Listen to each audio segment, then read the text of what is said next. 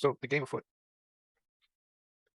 if we're going to be inventorying our beliefs, if we want to address our fears, if we want to dismantle the critical judge, deal anything with this ego mind, we don't want to do it as a victim. You could say in the broad spectrum of what is hunter, in that hunting energy, ruler of the kingdom, that is the antithesis of the victim, insecure, afraid, powerless. The victim is prey. He gets beaten on by the judge, by every other character, the perfectionist. Okay, if we're dealing with our own ego mind, we want to be as far out of that as possible. We need to be in an energy of safety, security. I got this. So while this seems like a little shamanic journey, there's a very practical, grounded benefits in how you deal with your own mind and those impulses, fears and doubts. And you'll learn with practice that you can kind of lower the intensity or raise the intensity depending on what it is you're going after. Yeah.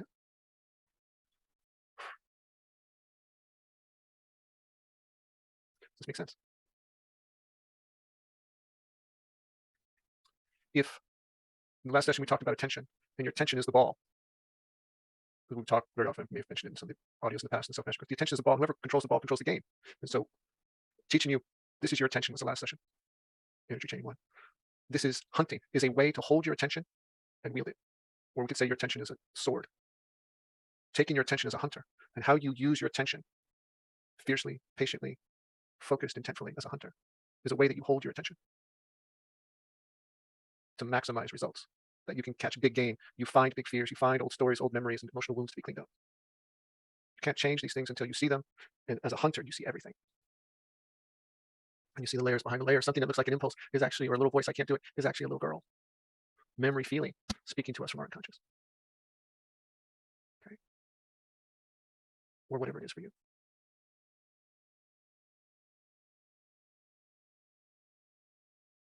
So to play this game, being this game of changing your inner world, this is the foundational skills. Okay, hold the ball. This is how you hold the ball. This is how you hold a sword or a knife if you're cutting something. This is how you hold an instrument. Your attention is a force. This is how you can use that force to see deeper and fearlessly.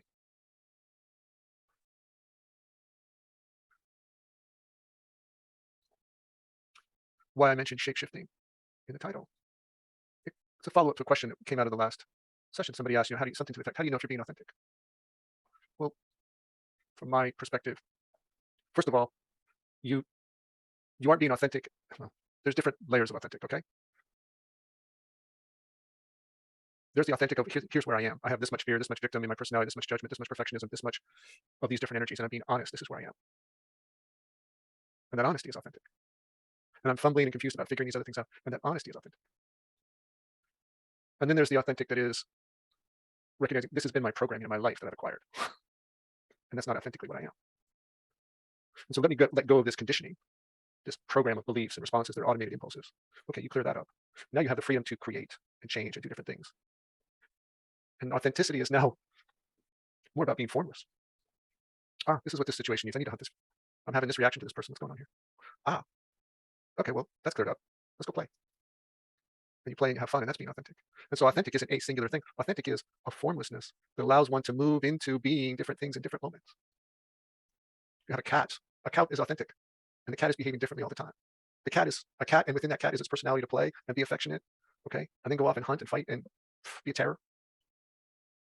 Authentic forms of the cat, but the authenticity is the formlessness to be anything in any moment. And so the form we take is the shape, but the magician or shapeshifter is the one that's like, you really have that mastery that you can choose in any moment what form you're going to take. Okay.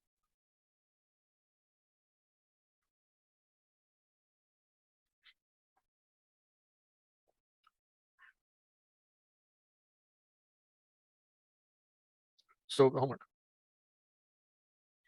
Have your companion and cat energy nearby. Bring it into you, meditate with it, bring it into your body, embody the feeling. Use it when you journal, when you're hunting a fear, you got a story, you're inventorying beliefs. Let it go. Some people find it nice to have around. They're going to go have a conversation with their mom or something. They're like, I want to feel a little bit of that energy so I feel a bit more safe throughout the day. So you can do this two ways. You can feel it as an energy around you, nearby, as an ally, or as an energy you embody. And I invite you to practice doing both.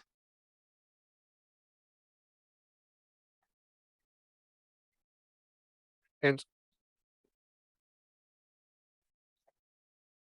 like a spirit animal, is a question around? Yeah, could be like a spirit animal. We would call it an ally energy. A little bit of magic. So bring that into your awareness meditation as you practice, and the attention and holding space for yourself. use that bit of energy to then look a little deeper. You're holding space and you're adding this, what's behind this impulse? What character or emotion is that thought coming from? So kind of what the little dreaming we did in the beginning to look down into the source of where something's coming from, bring that hunter energy so that you feel a bit more strength, a bit more focus, willing to look a little deeper. But also you sit patiently with it. You're not there to pounce on anything, tear it up, eat it alive, but sit in that strength and patience as you hold space for those impulses or thoughts as they arise.